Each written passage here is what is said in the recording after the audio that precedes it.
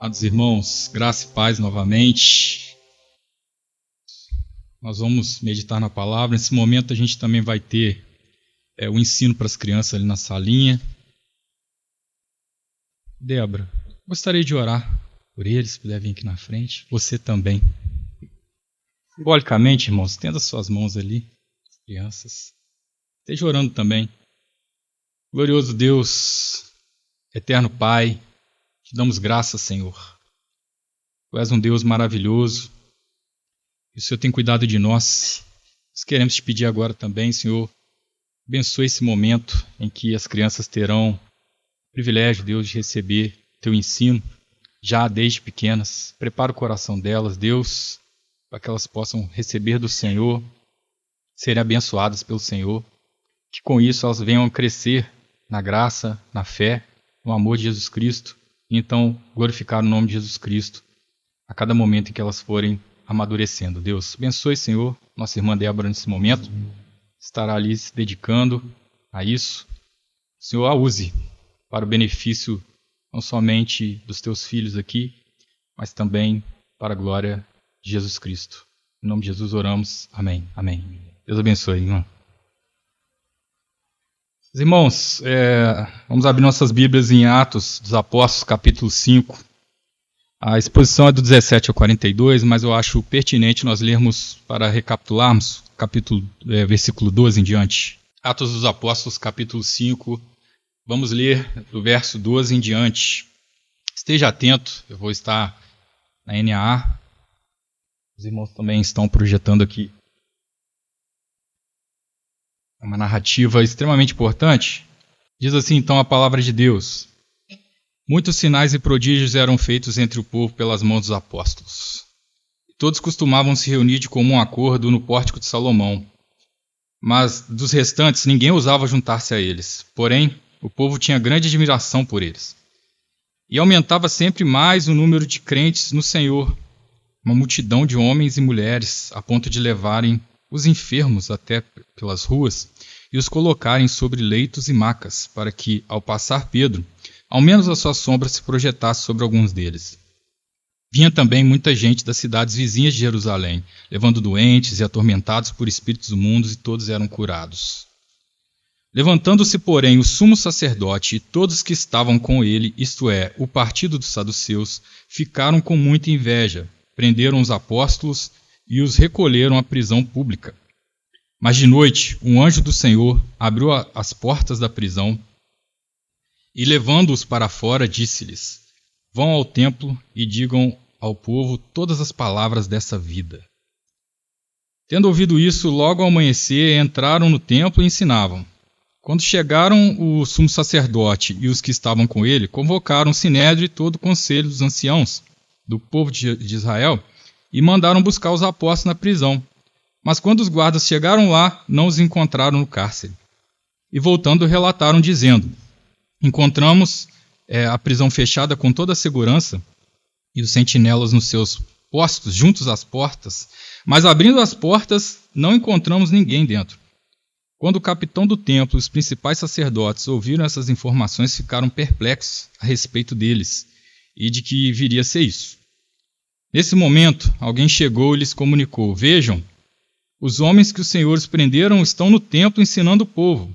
Então o capitão e os guardas foram e os trouxeram sem violência, porque temiam ser apedrejados pelo povo. Trouxeram os apóstolos, apresentando-os ao sinédrio. E o sumo sacerdote os interrogou, dizendo: não é verdade que ordenamos expressamente que vocês não ensinassem nesse nome? No entanto, vocês encheram Jerusalém com a doutrina de vocês e ainda querem lançar sobre nós o sangue desse homem. Então Pedro e os demais apóstolos afirmaram: é mais importante obedecer a Deus do que aos homens. O Deus de nossos pais ressuscitou Jesus, a quem vocês mataram, pendurando no madeiro. Deus, porém, com a sua mão direita, o exaltou a príncipe salvador, a fim de conceder a Israel o arrependimento e a remissão de pecados. E nós somos testemunhas desses fatos, nós e o Espírito Santo que Deus deu aos que lhe obedecem. Eles, porém, ouvindo isso, se enfureceram e queriam matá-los. Mas, levantando-se no sinédrio um fariseu chamado Gamaliel, mestre da lei, respeitado por todo o povo, mandou que os apóstolos fossem levados para fora por um momento. Então disse aos sinédrios: israelitas, tenham cuidado com o que vão fazer a estes homens, porque algum tempo atrás se levantou Teudas, dizendo ser alguém muito importante, ao qual se juntaram cerca de 400 homens. Mas ele foi morto, e todos que lhe obedeciam se dispersaram e foram reduzidos a nada. Depois desse, levantou-se Judas, o galileu, nos dias do recenseamento, e levou muitos consigo. Também este foi morto, e todos que lhe obedeciam foram dispersos. Neste caso de agora, digo a vocês, não façam nada contra esses homens. Deixe que vão embora, porque se este plano ou essa obra vem de homens, será destruído. Mas se vem de Deus, vocês não poderão destruí-los e correm o risco de estar lutando contra Deus. E os membros do Sinédrio concordaram com Gamaliel. Então chamaram os apóstolos e os açoitaram. E ordenando-lhes que não falassem no nome de Jesus, os soltaram. E eles se retiraram do Sinédrio, muito alegres por terem sido considerados dignos de sofrer afrontas por esse nome. E todos os dias no templo e de casa em casa não cessavam de ensinar e pregar que Jesus é o Cristo. Oremos. Senhor Deus, Pai, muito obrigado, Senhor. Muito obrigado por tudo que o Senhor tem feito em nossas vidas. Obrigado, Deus, por essa palavra ter chegado até nós aqui hoje, por termos acesso livremente à sua palavra. Continua, Deus, a nos dar essa liberdade. Nós pedimos, nós clamamos. Nós carecemos e dependemos de ouvir o Senhor. Que nesse momento, Deus, o Senhor nos prepare, que o seu Espírito Santo venha até nós e nos prepare para receber a sua palavra. Ajuda-me, Senhor, nas minhas fraquezas, nas minhas dificuldades, para que eu possa estar aqui, Deus, compartilhando a sua palavra aos teus filhos aqui, aos meus irmãos, Deus. Torna proveitoso e eficiente esse momento, de tal forma que a sua palavra jamais volte vazia.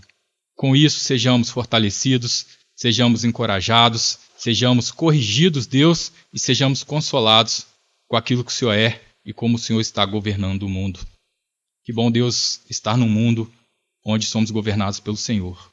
Um Deus sábio, um Deus sapiente, um Deus bondoso, infinito em amor, infinito, Deus, em benignidade, misericordioso e gracioso. Por isso, nós te rendemos graças. Seja com todos nós nesse momento, Senhor. Em nome de Jesus. Amém. Amém.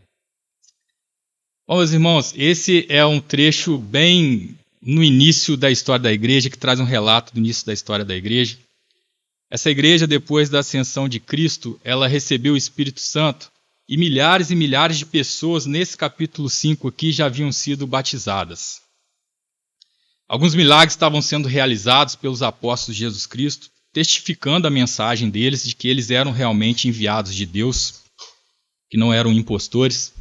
Pedro ele já havia pregado algumas vezes, inclusive ele e João já haviam sido detidos ao cárcere, porém eles foram soltos porque não havia nada para que eles fossem condenados. A igreja ela, então estava encorajada e feliz. Até que a gente chegou no capítulo 5. Né? Aqui começa a acontecer o primeiro berró da igreja. Né? A igreja estava tranquila, feliz, crescente, unida, e agora os problemas vão começar a surgir. E a gente vai ver, meus irmãos, não só nas Escrituras, e também na nossa caminhada, que os maiores desafios que uma igreja ela pode enfrentar são problemas muitas vezes internos da igreja. Né? A gente sofre dificuldades, né? A gente sofre com ações externas, mas muitas vezes a gente tem desafios que surgem internamente. O primeiro episódio negativo, por exemplo, da igreja, foi aquele de Ananias e Safira, nos versos anteriores a esse que nós lemos, onde eles foram punidos pelo Senhor por mentirem ao Espírito Santo. Na verdade, por tentarem, né? Porque o Espírito Santo ele não é enganado. Por tentarem mentir ao Espírito Santo. Sempre que a congregação, meus irmãos, ela é então purificada do pecado, a igreja ela se torna mais saudável, né? E naturalmente, como qualquer corpo saudável, ela então amadurece, ela cresce. Então, depois desse ocorrido, gerou muito temor, né? A morte, a punição pelo próprio Deus de Ananias e Safira. Depois desse momento, agora, a congregação ela estava unida e exaltada, aqui onde nós lemos, e por isso então ela se multiplicou. unida e exaltada. O maior perigo que a igreja sempre enfrentou, então, não é tanto a oposição exterior, mas o pecado no seu interior. Por isso, meus irmãos, que é importante nós procurarmos a orientação de Deus no recebimento de novos membros e na disciplina daqueles que acabam se desviando, para que haja saúde no corpo, né?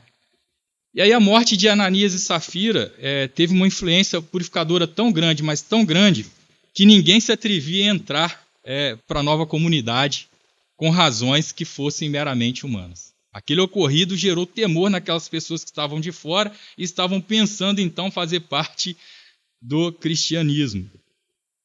O temor da multidão evitou a infiltração de pessoas hipócritas e também de pessoas que não eram verdadeiramente regeneradas, que não estavam tomadas de convicção, elas não entravam. O temor provocou esse benefício para a igreja. As conversões que ocorriam, elas haviam de ser sinceras. Né? Em primeiro lugar, pelo risco da perseguição e tortura do Império Romano, que entendiam que eles eram rebeldes, eles eram um risco para a sociedade romana e para o governo romano. Então, as conversões elas tinham que ser sinceras, porque ninguém se arriscaria, né, a ser perseguido, morto, né, pelo Império Romano e também pelos líderes judeus que eram contra os cristãos, ainda não tinham crido no Messias. Em segundo lugar, agora, essas conversões, as pessoas que falavam que queriam mesmo ser recebidas no corpo de Cristo, que criam Jesus Cristo, professavam isso publicamente, que agora eles viram que Deus também puniu, né, com morte 2 pessoas que agiram com falsidade no meio do povo de Deus. Então isso gerava temor. As pessoas que iam, elas estavam decididas mesmo.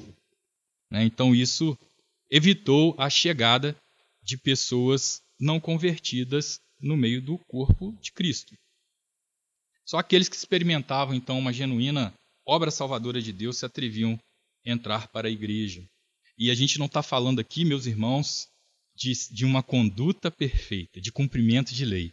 Nós estamos falando aqui de pessoas que estavam convencidas pelo Espírito Santo de que Jesus Cristo é Deus, havia vindo ao mundo, salvado o mundo, se entregando em propiciação de pecados, ressuscitado e que ressuscitaria todo aquele que nele confiasse. Então não tem a ver com cumprimento de regras e uma conduta perfeita. Eram pessoas que haviam sido convencidas dessa verdade e que elas entregariam, se necessário, suas próprias vidas, suas famílias, em prol dessa verdade.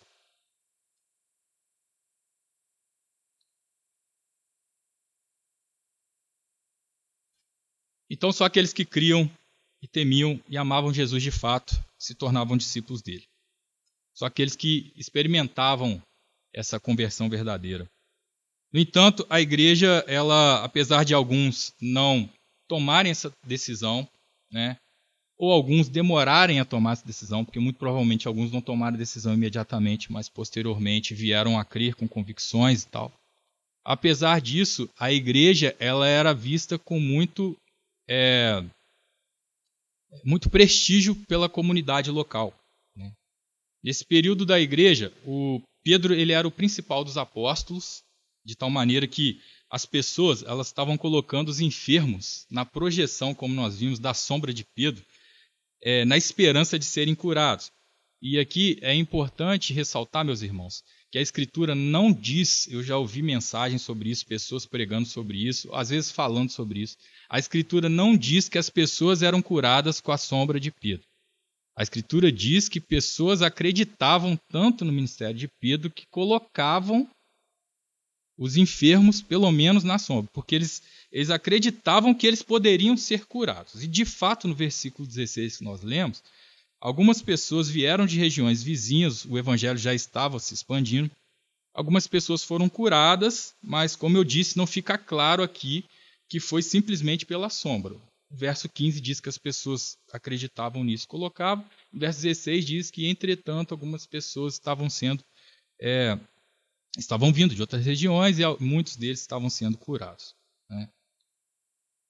E isso gerou um reboliço na cidade. Isso gerou uma certa popularidade dos apóstolos.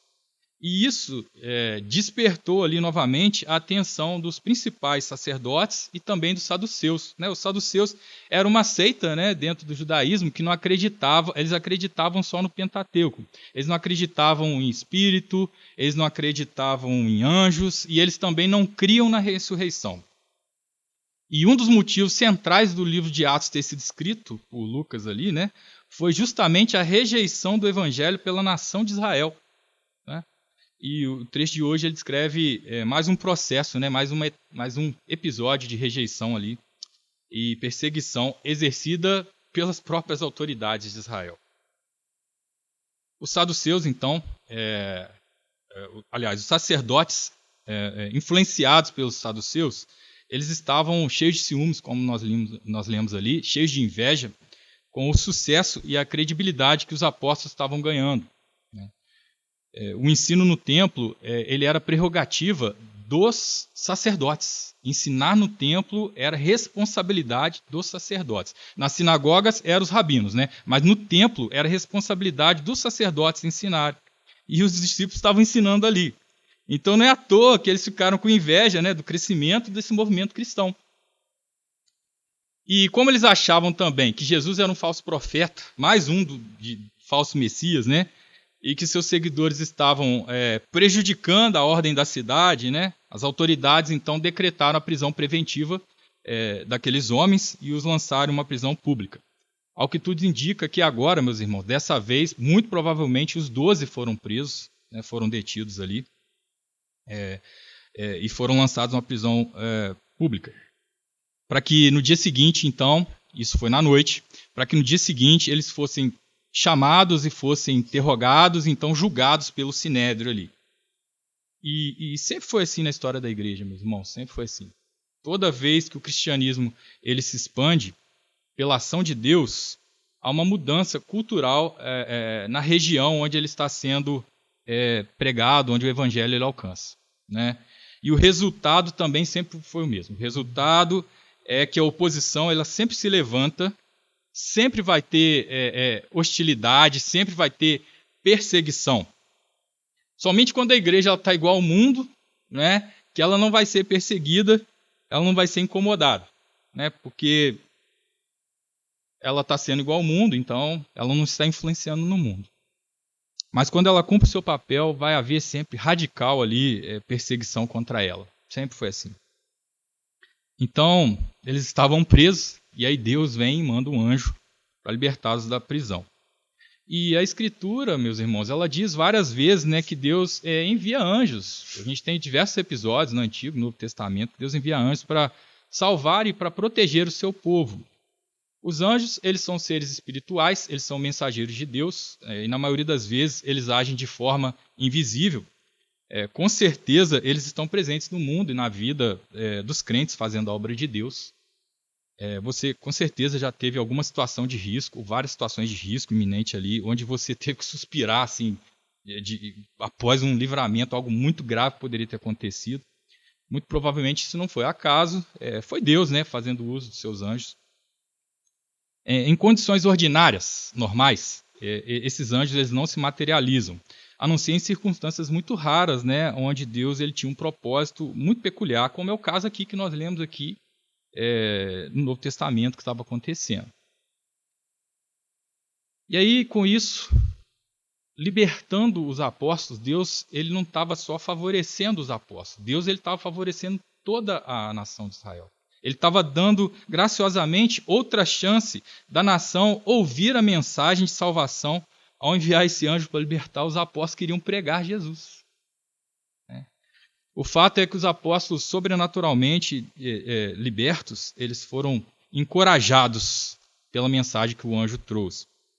E a mensagem é de que eles deviam continuar, então, testemunhando ao povo sobre o modo de viver e sobre a salvação. Ele usa a expressão mensagem desta vida. Continuem anunciando a mensagem desta vida, que isso era uma designação costumeira ali sobre a mensagem do Evangelho, a mensagem de Deus, né? A mensagem de Cristo, Senhor e Salvador. Mensagem cristã. Aqueles homens, meus irmãos, eles estavam convencidos de que Deus estava com eles. Por isso que eles foram direto da prisão para o templo. Imagina uma pessoa que foi aprisionada e de repente aparece alguém de noite e liberta ela. Ela não foi julgada, é como se ela estivesse escapando da prisão. Uma pessoa comum que deve alguma coisa, se acontecer isso, ela rapa fora, se esconde, você nunca mais ouve falar dela, né? Mas os cristãos não. Os apóstolos, eles estavam convictos de quem Deus é, do que eles estavam fazendo, do que ele estava fazendo. E aí, ao invés deles desaparecerem, eles voltaram para o lugar onde eles estavam, né? Logo de manhã, seguindo a ordem que o anjo havia dado, e eles continuaram a fazer o que eles estavam fazendo antes de serem detidos. Eles continuaram pregando, anunciando a Jesus. Ao mesmo tempo que isso tudo aconteceu, o sumo sacerdote, porque naquela época não tinha WhatsApp, as notícias demoravam a correr, né? O sumo sacerdote, ele convocou os outros sacerdotes, né? As autoridades judaicas, os guardas do templo, os saduceus, os anciãos. Provavelmente eles estavam chegando, né, com toda aquela vestimenta, aquela pompa deles. Toda a corte já devia estar ali então posicionada naquele local de julgamento, né, para audiência, se preparando para aquela audiência. E aí você imagina, né, todo mundo ali posicionado, aí o sumo sacerdote, chegou todo mundo, tá todo mundo aí, né, tá tudo pronto, então manda trazer lá os nossos réus ali, os nossos acusados. E a surpresa deles depois, ao descobrirem, né, que os prisioneiros eles não estavam lá no cárcere. Consegue imaginar isso? Né? Só um parêntese aqui, meus irmãos, que isso aconteceu. A gente precisa lembrar que isso não é uma doutrina, isso é uma narrativa, tá? Isso não é um texto normativo. Não significa que Deus ele sempre vai libertar dessa maneira o seu povo, né? O plano de Deus nem sempre inclui isso. A gente vê o próprio Pedro, posteriormente sendo preso e liberto novamente, mas a gente tem, por exemplo, Tiago, lá no capítulo 12, ele sendo preso, sendo morto. E a gente vai ver também que todos os apóstolos, exceto João, são martirizados. Então, só um parêntese aqui quanto a isso, mas nesse momento aqui, aprove Deus, segundo a sua vontade e os seus decretos, para que se cumprisse tudo aquilo que ele queria acerca da pregação da palavra, da exposição, da expansão do reino de Deus. Ele queria que eles fossem soltos. E aí, então, esses oficiais do Sinédrio, eles ficaram perplexos. É essa palavra que nós lemos ali. Porque alguma coisa sobrenatural, né? Alguma coisa, obviamente, da parte de Deus tinha acontecido. Ou então, eles ficaram perplexos, porque os apóstolos ele provavelmente tinham ganhado alguns convertidos dentro do círculo dos guardas do templo. Tinha convencido. Será que eles convenceram, né, os nossos guardas? E isso já era um sinal de que a coisa estava fugindo do controle deles, né? Então, por isso, de fato, aquilo deve ter deixado eles atordoados. Aquilo devia ser um enigma para eles, né? Peraí, o que aconteceu? Né? Cadê eles? Estava tudo fechado lá, ninguém sabe o que aconteceu. Será que eles fugiram? Será que eles foram arrebatados? Será que eles foram abduzidos? Né? Sei lá. Eles devem ter ficado sem compreender o que tinha acontecido. E para piorar, estavam lá, receberam essa notícia de que os apóstolos não estavam mais lá. O capitão do templo, né, com os seus subordinados, eles persuadiram, eles chegaram primeiro e informaram que os apóstolos eles não estavam lá na prisão, porque eles estavam lá no templo pregando de novo. Foram vistos lá e eles estavam novamente lá pregando. E foi aí então que os oficiais, com seus subordinados, eles foram até lá nos apóstolos e de forma mais pacífica agora persuadiram os apóstolos a acompanharem eles até o Sinédrio.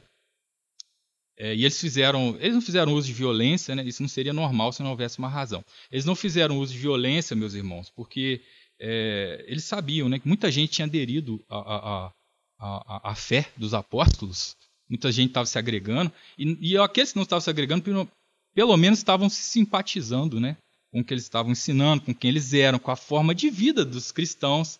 A igreja ela impressionava o mundo, porque realmente ela dava bom testemunho ali diante da sociedade.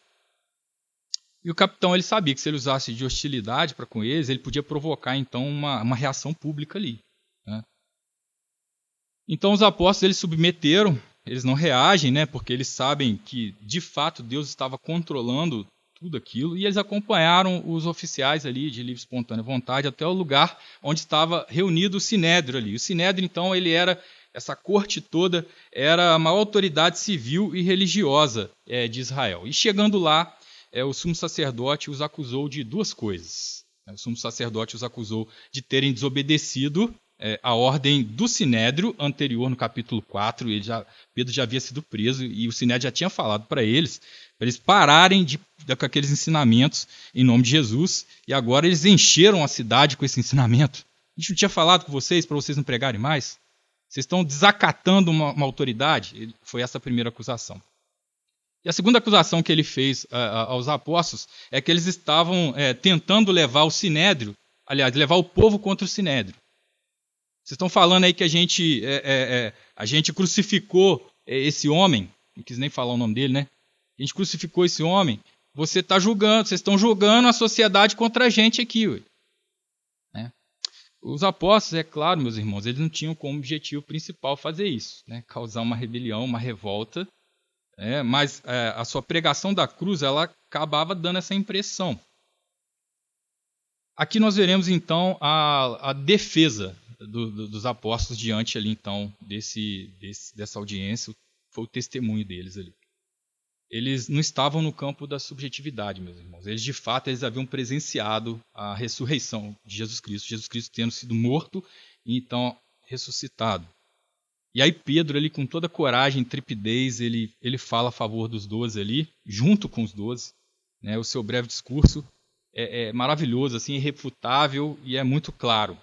E ele começa dizendo assim, é preciso, e ele já tinha dito isso, é preciso obedecer antes a Deus do que aos homens. Isso remonta então às palavras que ele tinha dito também no julgamento anterior, no capítulo 4. Então, da mesma forma que nos julgamentos anteriores, nessa hora acontece de novo. O acusado acaba se tornando o acusador, né, daqueles juízes culpados que estavam detendo eles ali. Dois grandes fatos, então, foram afirmados. Primeiro, Pedro ele declarou que Deus enviou o Messias, só que eles, os líderes judeus, rejeitaram esse Messias e também haviam pendurado ele naquele vergonhoso madeiro, de forma brutal. Foi a primeira coisa que ele disse.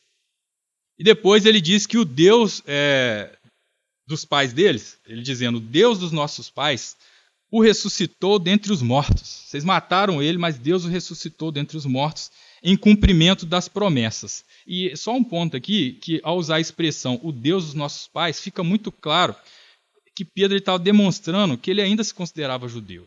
Né? A igreja primitiva, meus irmãos, ela não rompeu com os judeus. A igreja primitiva era uma comunidade dentro da religião judaica que estava fazendo a leitura correta dessa religião, né? Entendendo que Jesus era o Messias esperado. Portanto, Pedro ele não estava se opondo ao judaísmo, ele estava se opondo àqueles líderes judeus que estavam rejeitando o Messias do judaísmo. Né? E aí, por último, Pedro ele diz que Deus exaltou a esse Jesus, lhe conferindo a posição sublime nos céus. Em primeiro lugar, que Jesus era o príncipe do universo e ele era o salvador do mundo. Né? Vejam que Pedro e os 12 eles não cessaram, né, a pressão que eles estavam sofrendo. Mais uma vez, então, eles anunciaram ali cara a cara com os inimigos de Cristo, né? Eles anunciaram que aqueles líderes deveriam se arrepender e que se eles arrependessem, Deus salvaria Israel concedendo o perdão que eles precisavam. Pedro ele estava dizendo até aquele momento que o seguinte, para eles, né? Era algo mais ou menos assim. Até agora, o perdão de pecados ele era feito através de sacrifício, através do sangue derramado, né, de um animal e tal, rituais realizados pelos sacerdotes no templo, por vocês. Mas agora a salvação, era isso que ele estava dizendo, a salvação era pela fé no sacrifício do Messias que se entregou, né? E isso estava prefigurando esse sacrifício que a gente fazia. Só que vocês têm noção do impacto quando ele disse essa mensagem? Era isso que ele estava pregando. E ele falou para os sacerdotes ali. Em outras palavras, ele estava falando que o trabalho dos sumos sacerdotes, né, e todo o sistema de sacrifício no templo, eles agora não eram mais necessários. Ou seja, ele estava demitindo um monte de gente ali, porque agora acabou. Isso que tinha no templo já acabou. Cristo fez definitivamente. Aquilo era só uma prefiguração. Aquilo só apontava, era uma sombra do que Deus estava fazendo, né? E além de estar tirando, então, todo esse serviço e essa utilidade dos sumos sacerdotes e sacerdotes, ele estava também tirando os holofotes dos fariseus, né? Que eram muito admirados pelo rigor que eles viviam, de observação da lei, de cumprimento da lei de Moisés. E não que o cumprimento da lei de Deus não seja importante, mas isso deixou de ser entendido como critério para a salvação, porque nunca foi o critério de salvação as obras, e sempre a fé. E que agora, então, Deus liberaria perdão mediante a fé em Jesus Cristo. Agora eles poderiam saber que era assim desde o princípio. E, novamente, meus irmãos, trazendo para os nossos tempos, a religião judaica ela não era muito diferente de hoje. Havia, sim, pessoas crentes, sinceras em Deus, já naqueles tempos, né? Muitas pessoas foram salvas. Mas da mesma forma que hoje, várias religiões e denominações ditas evangélicas, né, se alimentam de um sistema em prol de interesses pessoais, né? E Deus é só um pretexto ali, né, para que esse sistema ele subsista e se mantenha. O judaísmo também ele estava corrompido ali por muitos líderes daquela época e eles estavam sustentando um sistema que era do interesse pessoal de muita gente também, já naquele tempo. Então, acabar com o sistema no templo já... Tinha muita gente que não queria saber de Deus nessa hora, não. Né? Aqueles que sobreviviam daquele serviço. E a proclamação dos apóstolos, ela baseava-se nos fatos de que eles haviam testemunhado, sim. Mas, além disso, eles não falavam apenas como alguém que tinha presenciado os fatos. Mas o seu testemunho, ele tinha o poder do Espírito Santo, que falava e operava sinais e maravilhas através deles. E Lucas, meus irmãos, provavelmente ele fornece os pontos principais desse testemunho, dessa pregação de Pedro ali. Mesmo assim, essa curta fala de Pedro ali diante do Sinédrio, esse depoimento que ele deu, já foi suficiente para suscitar a ira homicida, né, dos juízes do Sinédrio. Porém, esses propósitos malignos, eles foram frustrados, né, por um escriba e mestre da lei chamado Gamaliel. Não é?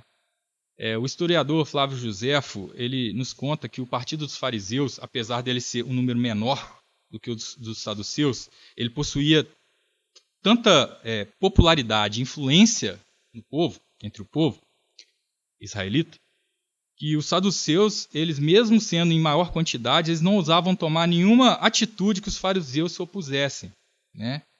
E Gamaliel, ele era fariseu. E a influência dele vai refletir nessa situação ali agora, nesse momento. Ele era um dos maiores rabinos conhecidos daquele tempo. Saulo de Tarso, né, foi discípulo dele, que depois vai virar Paulo. A gente vê isso em Atos 22.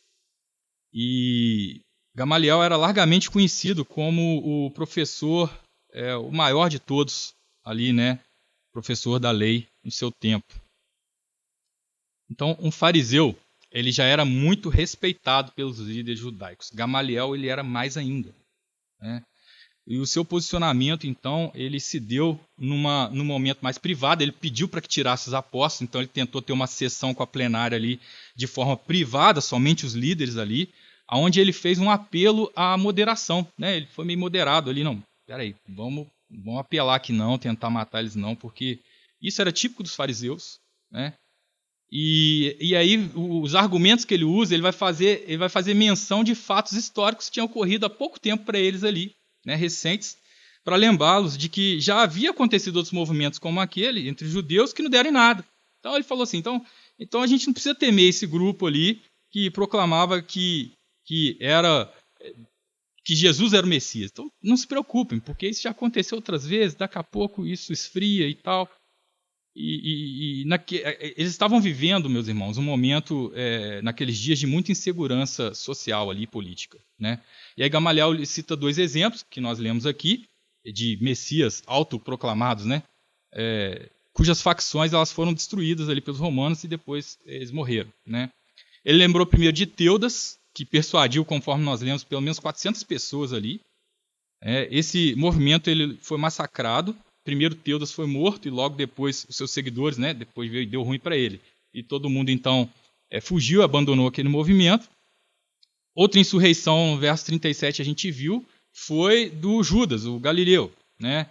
E historicamente, quando Herodes Arquelau, um dos filhos de Herodes o Grande, ele foi deposto do governo da Judéia, o país ele ficou sob a liderança de um governador romano, né? E nós lemos ali que foi feito um recenseamento, era disso que ele estava falando, para determinar quanto que iria se cobrar de imposto, então, do povo ali em Roma.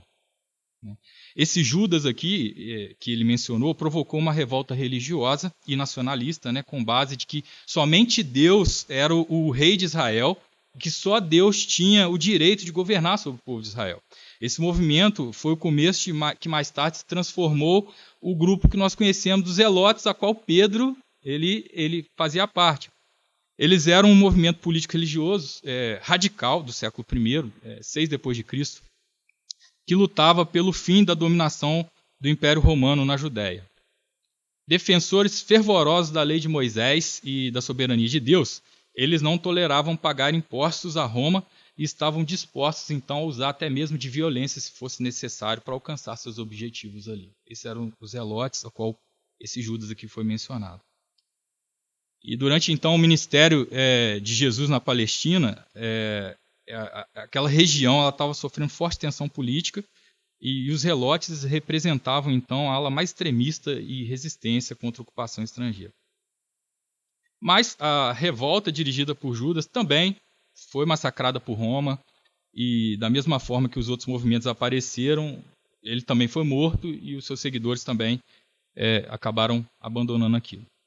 E então foi daí que Gamaliel ele extraiu então a moral da história para todo o sinédrio ali, né? Ele falou: deixem os nazarenos em paz, pois se o movimento deles for de origem humana, vai fracassar também. Era isso que ele estava dizendo. Mas se por acaso fosse Deus, né, o sinédrio não poderia impedi-lo. Se fosse de Deus aquilo, não há nada que eles poderiam fazer. Aquele ministério ia avançar, né? E eles se achariam lutando contra Deus. Foram essas palavras de Gamaliel. E assim, meus irmãos, quando a gente ouve isso, essas palavras de Gamaliel, né? Ele foi moderado ali, ele encontrou algo, né? Isso até se destaca de forma agradável ali, quando comparada, por exemplo, ao ódio que os outros estavam ali querendo matar os discípulos, né? Quando comparado aos saduceus, me pareceu aquilo, né, admirável. Mas, se a gente parar para pensar bem, seus argumentos são, na verdade, de incredulidade. São argumentos errados. A posição que ele assumiu aqui parece ser boa, mas isso é indefensável. Como assim, Luiz? Significa então que ele deveria botar pilha ali então? Não, não é isso. Aquilo não foi um bom conselho, apesar de parecer um bom conselho. E aquilo não foi um bom conselho porque ninguém pode se posicionar de forma neutra diante de Cristo, das verdades de Deus. E foi isso que ele fez. Deus, meus irmãos, através de sinais, de milagres, ele deu todas as evidências ali de que era ele que estava em operação. Estava nítido que era Deus que estava atuando ali desde que Jesus estava vivo. E não havia razões nenhuma, então, para eles negarem que Jesus era, assim, o Messias agora que eles esperavam. Que Jesus não era um impostor. De quantas evidências mais os líderes judeus eles necessitavam, então, para averiguar ali que Cristo e a sua obra era de Deus ou do diabo. Esse já não era mais o momento de Gamaliel vacilar ali entre as opiniões, né, a cegueira do posicionamento. Né? Aquilo aquela neutralidade já era agressivo à verdade que poderia salvá-los. E ele ali, meus irmãos, com toda a autoridade e o respeito que ele tinha, ele deveria ter não somente defendido os apóstolos, mas se unido aos apóstolos. A influência de Gamaliel ela era tão grande, então, que ela venceu a decisão no Sinédrio, mas aquele Sinédrio, que também significa Senado, ele não aliviou, não. Ele mandou ali, castigar ali os discípulos. Além de não aliviar, eles não apresentaram temor nenhum, né? Eles foram políticos ali e agiram de forma severa para tentar intimidar todos os seguidores daquele movimento. Eles não apenas tentaram minimizar o impacto negativo que a morte dos apóstolos traria para eles. Eles estavam, então, sedentos para acabar com aquilo. E aí um castigo cedendo, na verdade, para a fala de Gamaliel, entendendo os riscos realmente que tinha da sociedade se rebelar e ter uma confusão na cidade. Eles libertam os discípulos, mas lhes dá um castigo menor quando comparado com a morte, né? Mas era um castigo grave. Provavelmente os 40 açoites menos uns, 39 açoites de Deuteronômio 25:3 por desobediência ao Sinédrio, né? E Paulo também sofreu isso, a gente vê lá em 2 Coríntios 11, ele vai falar 24, que também sofreu 40 açoites menos um. Então, as autoridades decretaram isso e os liberaram. E assim, imagina, né, você sofrer, eram chibatadas, né, nas costas, na frente, você saindo todo ferido, talvez sangrando. Você imagina os apóstolos saindo dali preocupados, com medo, atordoados, intimidados, mas isso não acontece. O que a gente lê nos versículos finais, então, é o contrário. Para surpresa de todos, os apóstolos eles não desanimaram. Porque eles acharam que sofrer em nome de Jesus aquilo era uma honra, foi isso que eles disseram. E mais, eles não renunciaram à identidade de discípulos com aquele sofrimento, né? Mas na verdade eles ficaram alegres por terem sido considerados dignos de serem humilhados, né, por causa do nome de Jesus, né? Inclusive no mesmo lugar em que o seu Senhor havia sido condenado. Foi doido isso, né, meus irmãos? Não é não. Isso é a fé que eles tinham, é a porção que eles receberam de Deus.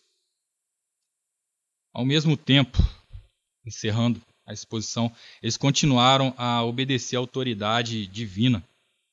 E eles não deixaram de ensinar e proclamar que Jesus é o Cristo, tanto na forma pública, no pátio dos gentios, lá no templo, como também em reuniões privadas ali nos lares dos cristãos.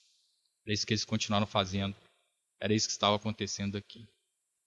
Tenho certeza, meus irmãos, que só o contexto histórico ele já falou muito aos nossos corações. Ele provavelmente já trouxe muitas coisas que nós aqui, no nosso tempo, em nossa realidade, já podemos aplicar nas nossas vidas. Eu gostaria só de compartilhar mais alguns aspectos bem pontuais. E a primeira coisa que é indiscutível como tema central desse texto é que onde o evangelho for verdadeiramente pregado e genuinamente, né, vivido, vai haver conflito. Região, cidade, o país, a igreja, aonde o evangelho for de verdade ser pregado ali, vai ter oposição e muito provavelmente essa oposição ela vai avançar e vai haver perseguição. Porque Deus, meus irmãos, ele é totalmente incompatível com o mundo. Onde houver santidade, justiça de Deus, a humanidade não convertida, ela vai pelejar ali, né, para dar fim a essa verdade, dar fim a esse movimento, dar fim a esse ensinamento. Né? O coração do homem natural, não convertido, ele odeia Deus. Ele não só quer distância. Ele não quer só que não mexe comigo, não. Ele odeia a ideia de um Deus existir, um ser que tudo criou e tem domínio sobre todas as coisas, inclusive a vida deles. O mundo ele odeia essa ideia. Ele odeia a ideia do Deus da Bíblia, porque tem gente que não foi convertido pelo evangelho, que até aceita Deus, mas o Deus que ela criou. Você começa a pregar para ela a escritura, ela opa, né? E a rebelião no coração do homem natural não convertido, ela é tão grande, desse homem escravizado pelo pecado, que não basta então Deus ficar longe e deixá-lo em paz. É necessário acabar com isso, é necessário, se necessário for, matar quem fala isso. A crucifixão de Cristo é a maior prova de que, se Deus realmente desse a chance, o ser humano matava o seu próprio Criador, sustentador e Salvador. Né? E isso, meus irmãos, é inevitável a todos os seguidores de Cristo, em todas as eras, em todas as nações. Onde houver o Evangelho, haverá oposição, perseguição. Se nós formos verdadeiros discípulos de Jesus em nossos tempos, então, se nós somos mesmo, em certa medida você já sofre algum tipo de oposição, talvez perseguição. Às vezes dentro do próprio lar, na sua esfera de vida, no trabalho, na sua escola. Em certa medida você, se você é um cristão, né, e eu creio que vocês são, meus irmãos, é só uma afirmação. Em certa medida você não vive em paz com o mundo, não. E essa radicalidade da perseguição, ela pode variar de governo para governo e de sociedade para sociedade. E a primeira ação de um governo em uma sociedade anticristã, eu quis falar anticristã porque se eu falar cristofóbica parece que é mais uma ideologia, né? Mas a primeira atitude, o primeiro plano de ação de um governo em uma sociedade anticristã é acabar com a liberdade religiosa. Esse é o primeiro passo. Ele vai começar a criar leis, ideologias que censuram, intimidam, ameaçam e até mesmo criminalizam aquilo que para nós é a palavra de Deus. E o que a gente vai fazer, meus irmãos? Se isso acontecer.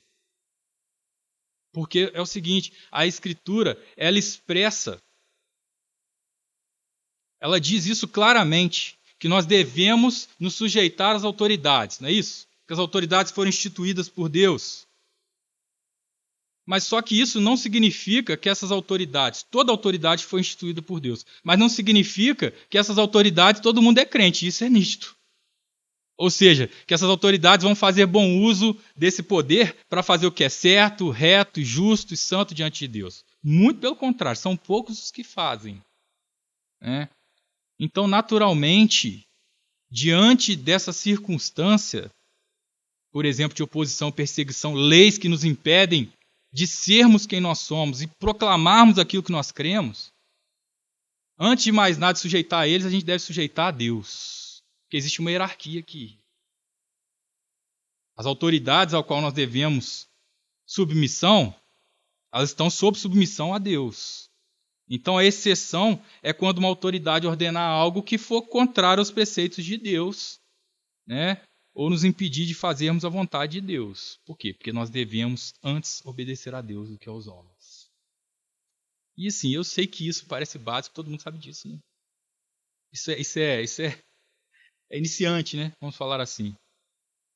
Até o dia, meus irmãos, que apareça um oficial de justiça naquela porta e ele vier já com uma ordem de prisão, né? E ele pegar em flagrante a pessoa que estiver aqui pregando por desobedecer a lei que impede de pregar a palavra de Deus.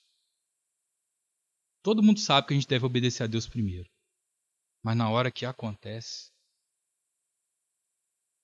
eu não sei se vocês estão acompanhando as notícias, meus irmãos, as coisas estão evoluindo já há algum tempo. Muita gente tem falado sobre isso, mas já tem um projeto de lei em que os cristãos eles estão prestes a serem incriminados por misoginia. Né? Mas como assim? Machismo virar crime? A pessoa ser presa? Né? É que o nosso governo ele criou uma manobra astuta. O que ele fez? Ele está criando um projeto de lei e vai ser assinado pelo responsável. Ele criou um projeto de lei que iguala ou equipara a misoginia ao racismo. E racismo é crime. Olha como eles são astutos. Isso significa o quê, então, meus irmãos? Que se o judiciário ele interpretar que o que eu estou dizendo aqui, uma coisa que alguém está pregando, ou que você fala nas ruas, está fazendo apologia ao machismo, essa pessoa vai ser automaticamente enquadrado no crime de racismo, podendo pegar até 5 anos de reclusão.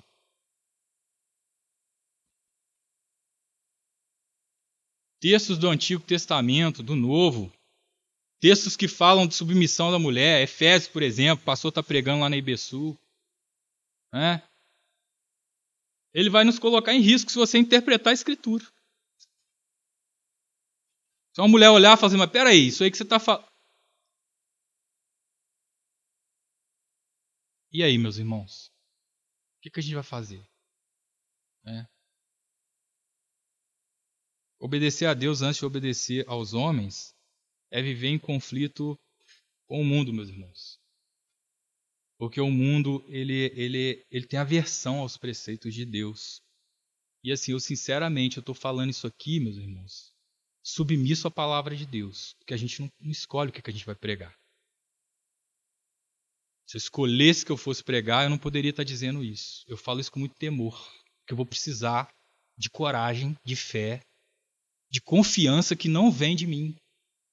Se isso um dia acontecer, e você também. Eu falo isso com muito temor.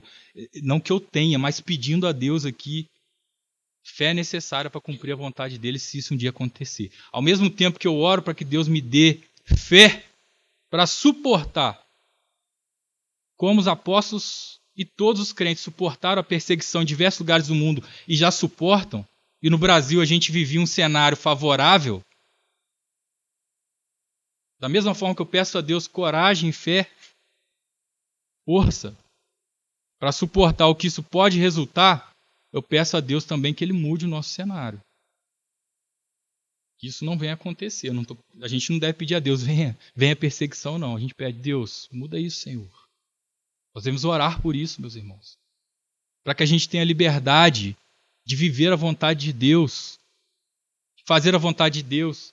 Que a gente deve orar pedindo a Deus para que a gente veja o reino de Deus se expandir e a gente se alegrar com a vontade de Deus, ver a nossa nação brasileira, Juiz de Fora, sendo mudada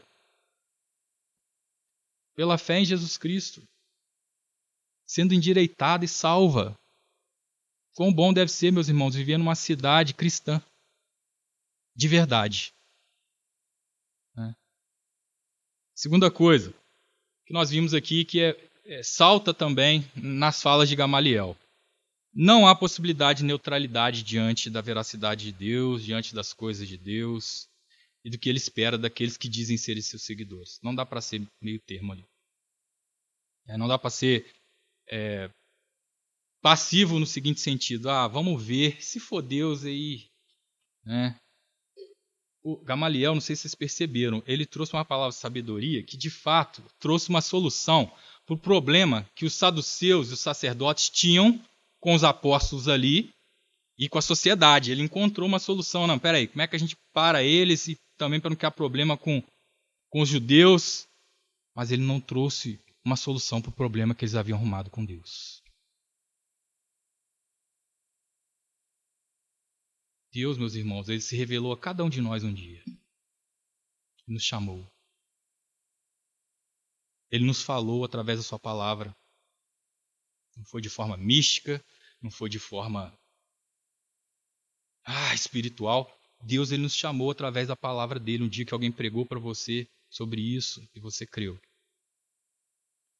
Ele espera de nós uma resposta diária ali, mediante a obra que ele está fazendo no mundo, nas nossas vidas também. E você vai ter que dizer, se decidir, se você vai dizer sim para Deus ou se você vai falar não. Livro de Apocalipse, a gente lê a carta, das 7 cartas, escritas às 7 igrejas, tem a carta Laodiceia, onde Deus ele acusou essa igreja de ser morna. O crente quente, meus irmãos, eu não estou falando nada de pentecostalismo aqui, eu estou falando do crente. Vocês já me conhecem, meus irmãos? Mas o crente, fazendo a linguagem que a Escritura usou aqui. O crente quente, Deus recebe ele, Deus perdoa ele. O crente frio, Deus ele condena. Mas o crente morno, Deus vomita. É isso que ele fala lá na carta. Isso é muito sério, meus irmãos. Né? Se você está diante de algo que você crê que é de Deus, se você está diante de uma obra que você sabe que é de Deus, você não pode ser omisso como Gamaliel foi. Você precisa atuar ativamente em prol dessa obra que Deus estiver realizando, que você sabe que é de Deus. Você não pode ficar ali, só vivenciando as coisas. Deve ser participante. Você não basta militar contra. Porque era isso que o Gamaliel estava propondo. É só a gente não fazer nada porque as coisas... Não basta não militar contra. Você precisa tomar uma posição diante de Deus. Porque isso é abominável diante de Deus. Quando Deus se revela, meus irmãos, nós devemos correr para Ele. Porque Ele é tudo que nós temos. E nós carecemos dEle. E não é só por necessidade, é porque Deus é maravilhoso e glorioso. Deus é digno da nossa busca por Ele. Por fim, nós vimos ali que à medida que os apóstolos ensinavam e pregavam Jesus Cristo, o ministério da igreja ela seguiu uma forma que tinha 3 coisas. Primeiro, a igreja ela seguia com o trabalho de forma diária. É o último verso que a gente viu. Segunda coisa, de forma pública, no pátio do templo. Terceira coisa, de forma privada, de casa em casa. E hoje o ministério das igrejas, e também o nosso, ele deve ser assim também. Eu queria encorajar os irmãos. A pregação da palavra, meus irmãos. A palavra, o ensino da palavra. Estudar a palavra. Sentar e ouvir a palavra de Deus. Ler diariamente a palavra de Deus. Falar com as pessoas a palavra de Deus. Crer na palavra de Deus. Isso é prioridade da nossa vida, porque é isso que vai nos dar vida. Uma igreja, meus irmãos, ela precisa ter muitos ministérios. Quanto mais a igreja ela expande, a igreja local, que ela cresce em número, mais ela vai precisar se organizar. Ela precisa de muitos ministérios, atividades, ela precisa se dividir em departamentos. Tá? Mas a gente jamais, e eu não estou dizendo que a gente está seguindo esse caminho, a gente jamais deve se esquecer da primazia da palavra de Deus em todos esses departamentos. Em especial no púlpito. Né? A mensagem do Evangelho ela deve circular, então, mais e mais. E nós, meus irmãos, nós devemos, então, pedir a Deus fé, como eu fiz aqui, diante dos irmãos. Nós devemos pedir fé a Deus para que a gente persevere em obedecer Ele, em anunciar a mensagem dessa vida, né, como foi dito aqui, mesmo em meio à oposição e à perseguição, se elas ocorrerem. Nós devemos pedir a Deus isso. Que Deus nos dê uma porção de fé, meus irmãos, maior do que tudo aquilo que a gente pode vir a sofrer por sermos cristãos. Que a gente não venha envergonhar o nome de Deus quando formos pressionados. A gente precisa ter um certo discernimento. Muitas vezes a gente quer enfiar a goela abaixo a palavra de Deus às pessoas. Não é isso. Se eu estiver no meu trabalho, onde eu sou um subordinado ali, eu sou um funcionário, se for proibido pregar a palavra de Deus ali, eu não vou enfiar a goela abaixo, porque é um ambiente privado. É diferente. Eu não entro dentro da sua casa, um testemunho de Jeová não entra dentro da sua casa e fala o que ele quer ali dentro. Porque é um ambiente privado. Você decide o que acontece ali dentro. Mas o meu trabalho, por exemplo, meu chefe, meu contratante, o empresário, o gerente, o diretor, ele não pode me impedir de ser cristão e anunciar a palavra de Deus via a palavra de Deus. Ele não pode falar assim, você só fica aqui se você parar de ser o que você é e de anunciar lá fora o que você é. Então a gente precisa ter discernimento que em meio à sociedade a gente não desonre a Deus, não negue Cristo. Quando nos for responsabilidade proclamar e defender Cristo. anunciar a mensagem de Deus. E que mensagem é essa? Que mensagem é essa que a gente deve lembrar domingo após domingo? Qual que é o nosso discurso que transformou quem nós somos e toda a nossa cosmovisão de existência, não só de vida, mas de morte? A mensagem de que Jesus é o Cristo, enviado por Deus, para se revelar a nós, para falar das verdades de Deus, que veio ao mundo não somente para nos ensinar, mas para morrer no nosso lugar em propiciação pelos nossos pecados. Essa é a mensagem dos apóstolos. Nós devemos nos arrepender de uma vida sem Deus, muitas vezes alheia às coisas de Deus. E então crermos nele, para que os nossos pecados sejam perdoados, para que haja então não somente o livramento do fogo do inferno, porque dentre as bênçãos que Jesus conquistou ao pagar por tomar sobre si os nossos pecados na cruz, dentre as bênçãos, não foi só livrar a gente do castigo do fogo do inferno, mas nos reconciliar com Deus. Nos tirar da posição de inimigos para filhos de Deus. Não somente amigos, filhos de Deus. A mensagem de quem Deus é. A mensagem de que em Deus há uma vida além dessa vida, a saber, na ressurreição, onde Jesus prometeu, e Ele mesmo realizou em si como prova dessa verdade, sendo o autor da vida. A mensagem, meus irmãos, de que Ele tem o poder e a autoridade, todo poder e autoridade, de dar a vida por aqueles que nele creem. E o poder de ressuscitar dos mortos para a vida. Não para a condenação, mas para a salvação de todos aqueles que confiassem em seu sacrifício vicário, em seu sacrifício substitutivo. E então, em amor, se sujeitassem ao seu eterno senhorio. Essa era a mensagem dos apóstolos, que trazia uma perspectiva de esperança, de salvação, de exaltação de Deus e que mudaria o rumo de toda a humanidade. Essa mensagem, ela causa então, meus irmãos, todo esse confronto com o mundo. É isso que nós vemos aqui nesse trecho. E aí, nós devemos nos fortalecer em Deus, como povo de Deus, se alimentando da palavra, comunhão, partir do pão, orações, como está escrito, e o pastor bem lembrou aqui, Atos 2. As orações, para que sejamos fiéis ao Senhor, custe o que custar. Vamos orar?